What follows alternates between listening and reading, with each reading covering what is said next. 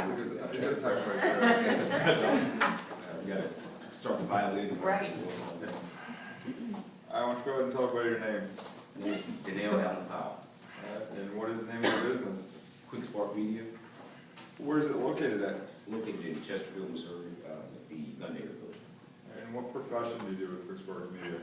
I'm the partner, VP of marketing, janitor.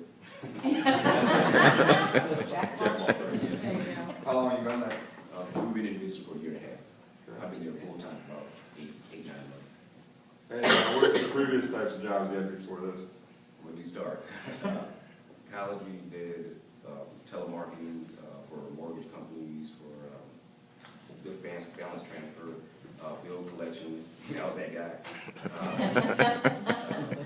Graphic design, of course, web design. Senior account executive, business development manager for KSTK, News Channel 5. Internet sales manager for Offenburg and Dave's, Offenburg and Dave's Event, and some other stuff too. But that's and then I actually one of my first jobs when I thought I made it was like back in '98. I worked as an intern for my dad's company. It was a pharmaceutical. I don't know my title, so it was $10 an hour. That was money back then. That's right, it still is. Yeah. Maybe aside from your dad who's here today, you got any other family? Yeah, I got my dad and my mother. I'm the youngest of three. I have a brother that's in Jefferson City, Missouri. And a sister that's in Fairview Heights, Illinois. 37, and I'm telling the age, I'm in 33. Watch it. And then you got any hobbies outside of? Yeah, I work quite a bit. But my hobbies is still work out, paint. I like to paint, draw, some photography. I'm actually writing 2 books. Wow. And I still kind of play video games, kind of big kids stuff. I like to mentor a lot too. Got any activities and interests? I guess kind of the same. Same stuff. Except more mentoring, the activities, interest, and a lot of non-for-profit. And I teach at after school program. That's kind of big, so that's interesting. Where are you currently living? Downtown. Been downtown St. Louis since 2003. You got any burning desires? Heck, I guess I kind of mentioned it. I'm a published author. I have 2 books coming out this year. One titled "Who Is Mr. Network," and the other one, some of you get a kick out of this, is "Thank You for Your Time. ... You're fired." It's an entrepreneurial book, and it's kind of firing your employer. And then it's my little 11, 12 years of corporate America and different experiences I've had and witnessed. So, All right, and what's something here that no one knows about you? I think I've heard, I was inducted to the Hall of Fame for wrestling. I had a wrestling scholarship at SIU Everfield, so I was inducted in 2008 for wrestling, and for my high school. But it was wrestling, baseball, and soccer. I actually broke my leg playing soccer, so I don't count soccer as a sport. But so, Yeah. What do you consider your keys to success? hard work, integrity, honesty, and just being sincere, and then learning and networking. The way a lot of times people say networking, but really knows the ins and outs of networking as far as building those relationships that are deep, and then from that it's easy to kind of build a business relationship. And then what are your 3 best customers? Or what are professions are your 3 best customers? Professions, I'd say, I think I had financial planner, law firm, but more so it's mid to small size businesses, sole proprietors, and sometimes people title do-it-yourselfers, people who think, because a lot of times, like if you were tagline being focused on what you do, we'll put the word out. It means you do what you do as an expert, and we handle everything from online presence to building.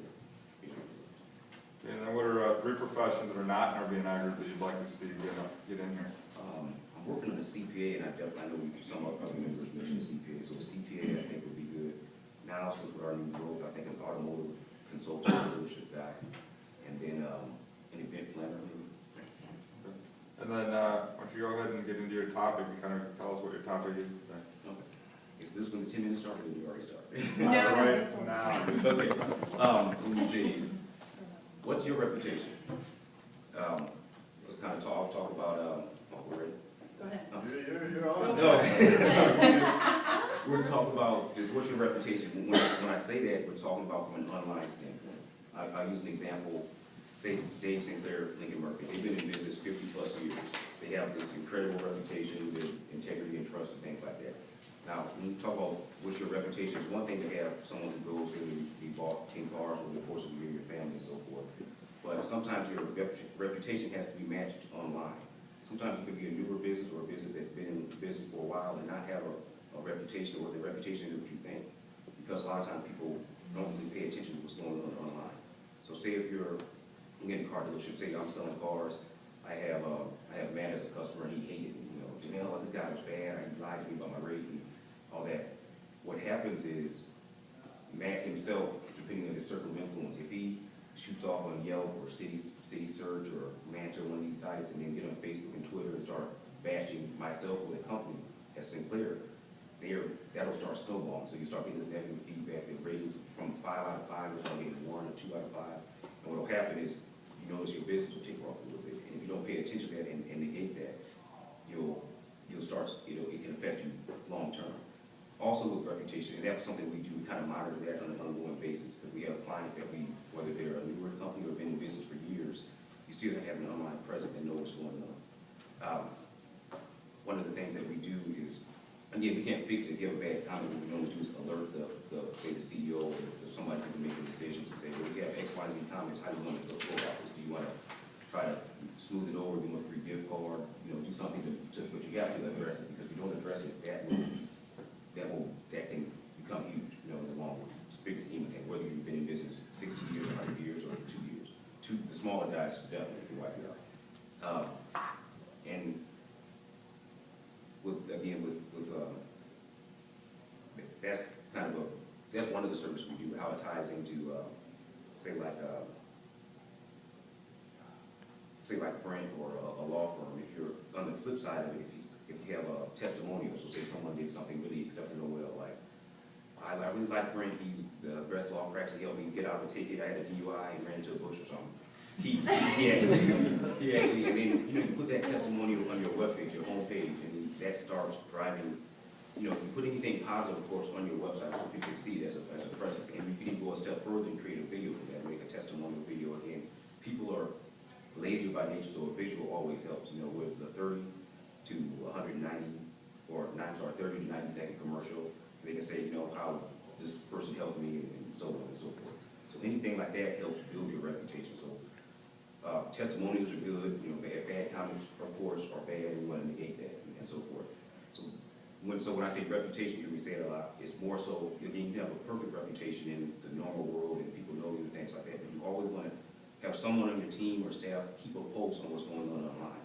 Because if it's not to the point where you think it is or where it should be, that can really affect you. And especially if you're a sales professional, if you're everyone in here for the most part, and beyond. So that's really, that's really it for that segment I want to talk about reputation management and how it ties in our other services.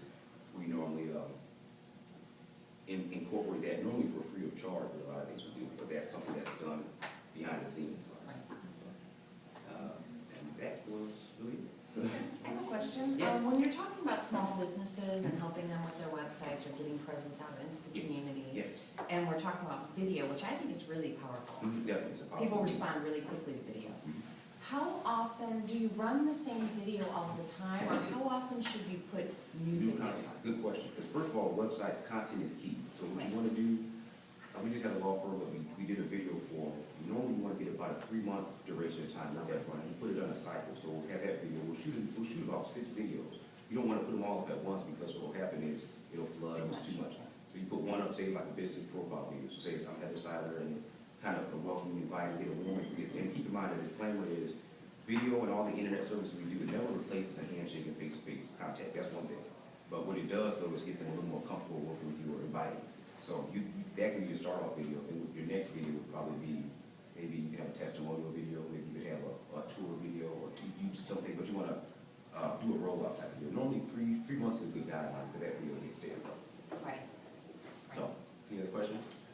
Danelle, you and I had a one-to-one, and we talked about the fact that besides developing a website for someone that maybe doesn't have one, you can Yes. also modify an existing one. Definitely. Maybe they have one that they haven't done anything to for several years. Definitely. And going back again, content is key. So a lot of times if you have a site that's maybe dated or not the functionality